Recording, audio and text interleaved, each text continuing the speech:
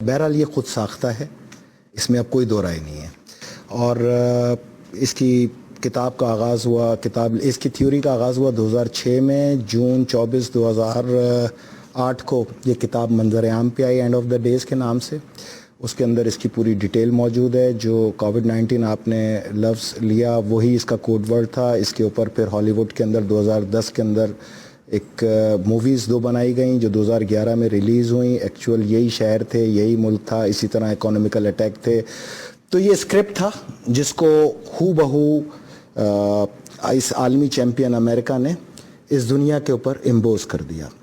اچھا، یہ صرف امریکہ ہے آپ کے خیال میں، یہ جس کو انٹرنیشنل اسٹیبلشمنٹ کہا جاتا ہے، استعمار کہا جاتا ہے؟ امریکہ تو ایک کٹ پتلی ہے نا، پیچھے تو ایک 7 دماغ ہیں، 7 لوگ ہیں. کوئی ورلڈ بینک کو سربراہی میں ہے، کوئی IMF کی سربراہی میں ہے، کوئی ورلڈ ہیلتھ آرگنائزیشن کی سربراہی میں ہے، کوئی میڈیا کو ہولڈ کر رہا ہے، کوئی گوگل کو ہولڈ کر رہا ہے، کوئی ٹویٹر کو ہولڈ کر رہا ہے. یہ 7 خاندان ہیں جو پوری دنیا کے، ان کی کٹ پتلی جو ہے وہ امریکن صدر ہوتا ہے، اور دنیا کے 190 ممالک کے جو سربراہ ہوتے ہیں وہ امریکی صدر کی کٹ پتلی ہوتے ہیں. آپ سمجھنے آپ اسی تھیوری پہ قائم ہے کہ نیو ورلڈ آرڈر کی جو بات کی جا رہی ہے کہ اس کے تحت میں قائم ہوں. میں پاکستان میں اس تھیوری کا سب سے بڑا علمبردار ہوں. اچھا، 3 مارچ کے بعد 15 مارچ کے اندر اس کی تعداد ایک دم پہنچ گئی 7,50,000. یعنی کہ چائنا میں جہاں 1 ارب 75 کروڑ کی آبادی ہے لگ بھگ، وہاں پر اگر یہ چھونے سے اور اچھوت ہونے سے پھیلنا ہوتا تو کم سے کم 1 کروڑ 75 لاکھ مریض تو اس وائرس کا 1 ارب 75 کروڑ مریض اس وائرس کا شکار ہوتے، کیونکہ 40 دن تک تو ان کو پتہ ہی نہیں تھا یہ وائرس ہے کیا.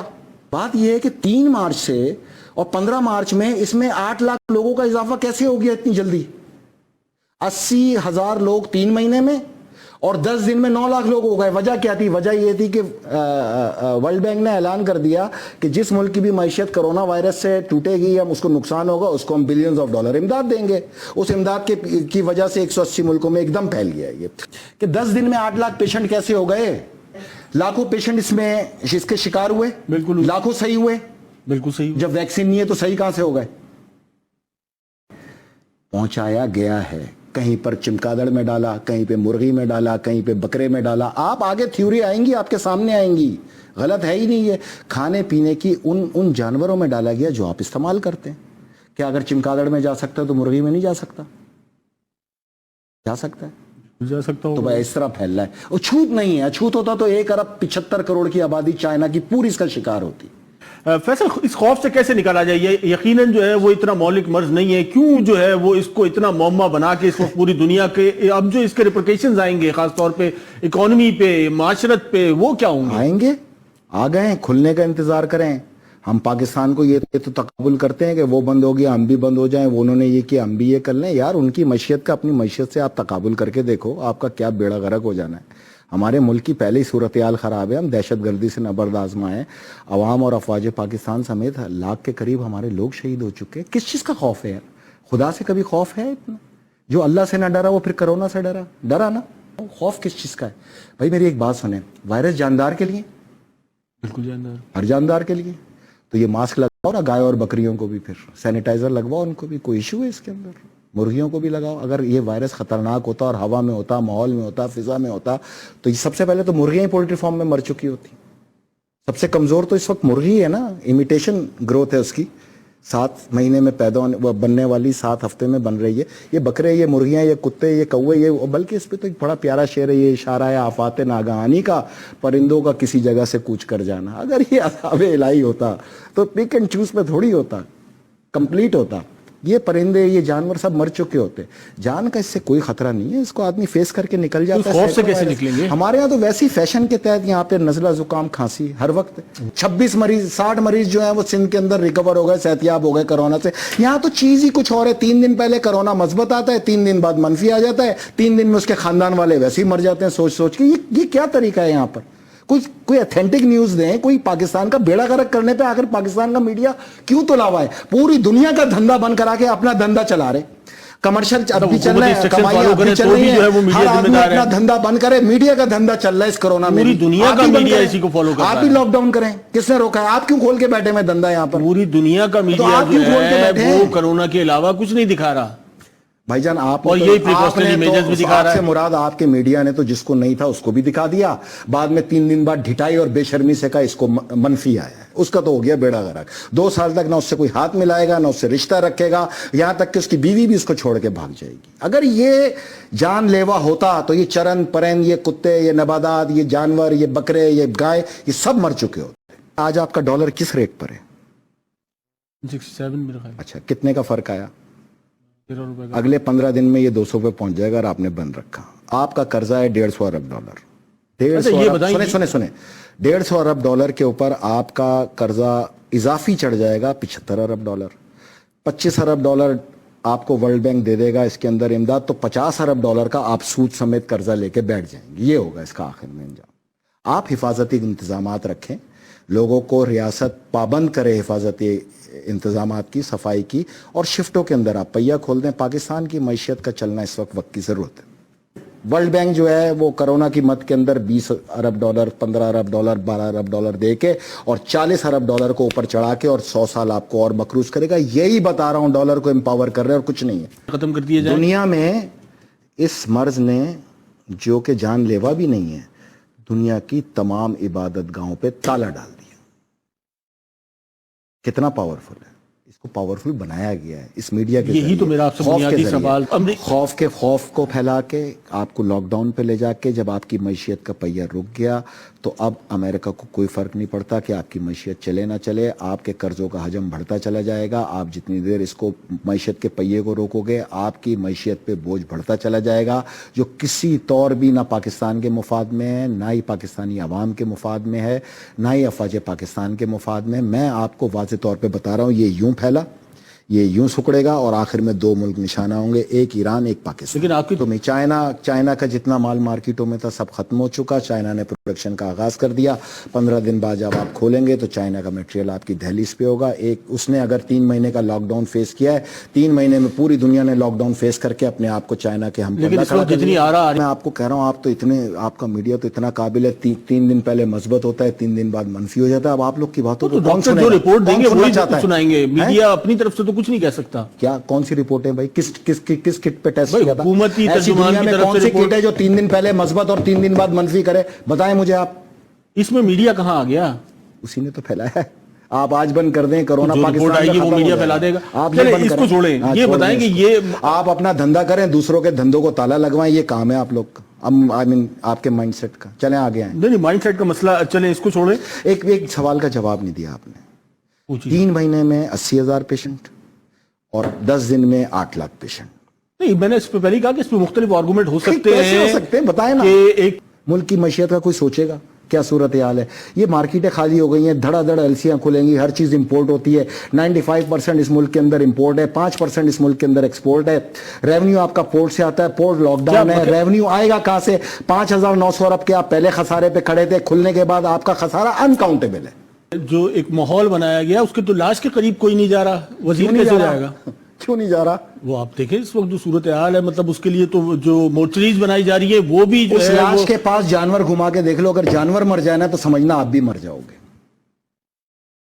اس پہ مزید گفتگو کرتے ہیں, ایک مختصر سا بریک لیتے ہیں.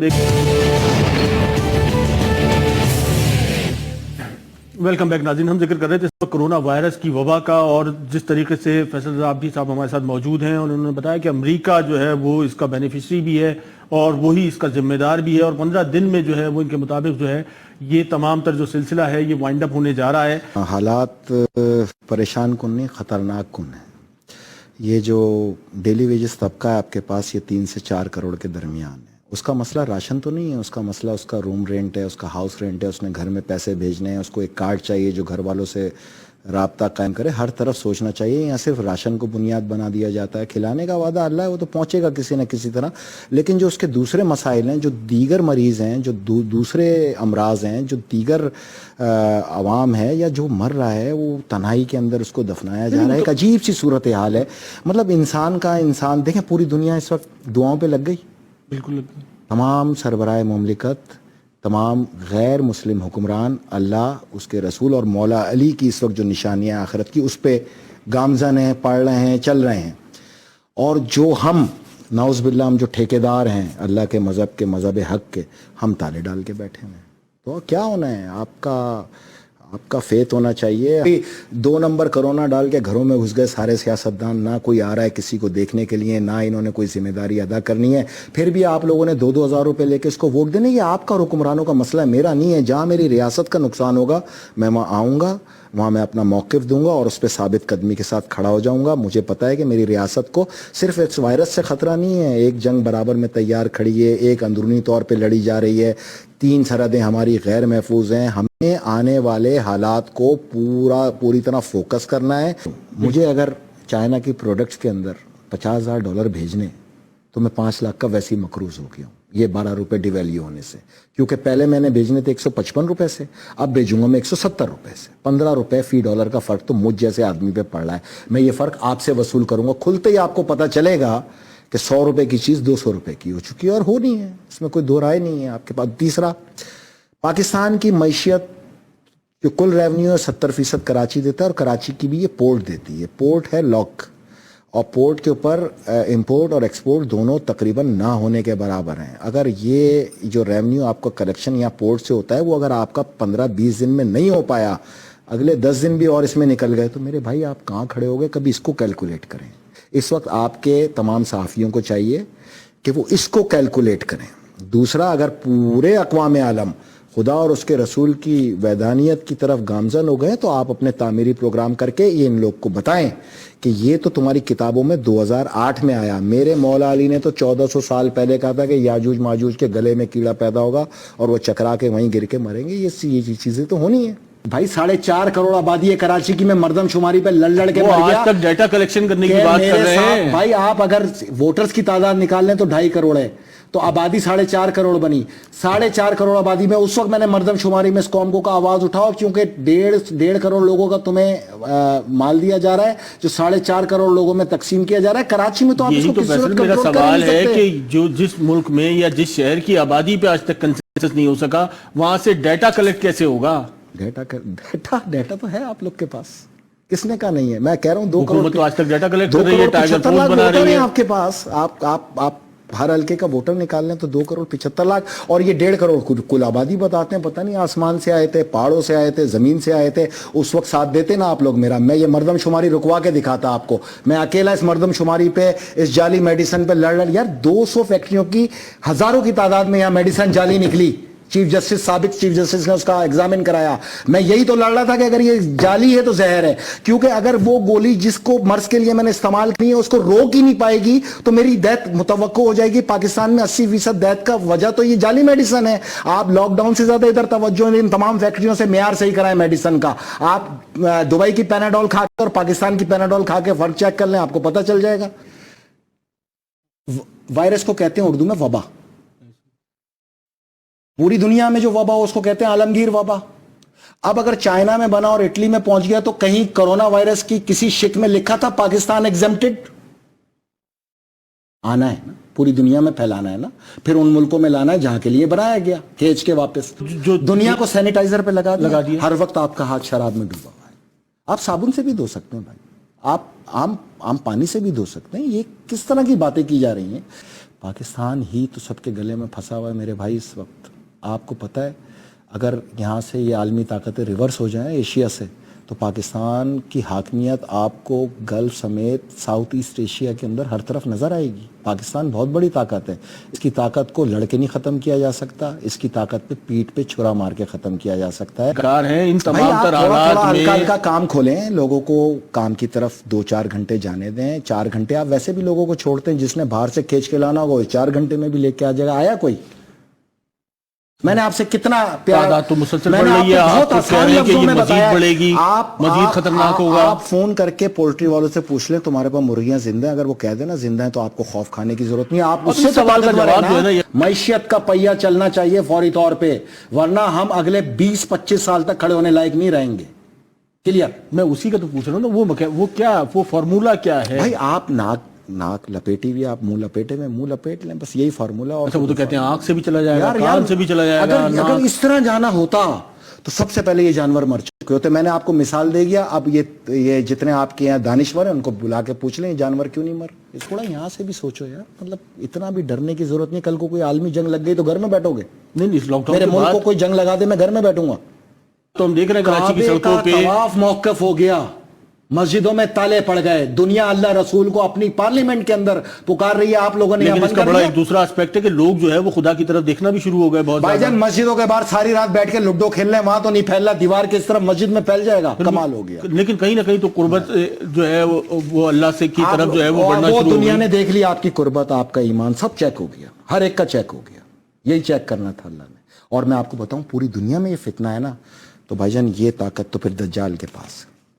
اور بالکل دجال کے حوالے سے بھی جو ہے وہ مختلف چیزیں جو ہے وہ مسلسل ہمارے سامنے آ رہی ہیں. وہ اس نے پوری عبادت گاہیں, مندر, مسجد, کلیسا, چرچ, ہر چیز بند کرا دی اس نے, تمام تالے پڑے ہوئے ہر طرف. یہ وار ہے اس کا. اللہ سے پناہ بھی مانگی جا رہی ہے, قیامت کا خوف بھی جو ہے وہ ایسا خوف طاری کیا آپ لوگوں نے, نہ کوئی چھت پہ آ رہا ہے نہ گیلری میں آ رہا ہے. شاید موت اس کے دروازے کے باہر کھڑی ہے, وہ سونگے گا, اس کو موت آ جائے گی. سامنے ایک چھوٹی سی مرغی چلتی ہوئی جا کے اس کو یہ بتا رہی ہے کہ تجھ سے زیادہ تو میں طاقت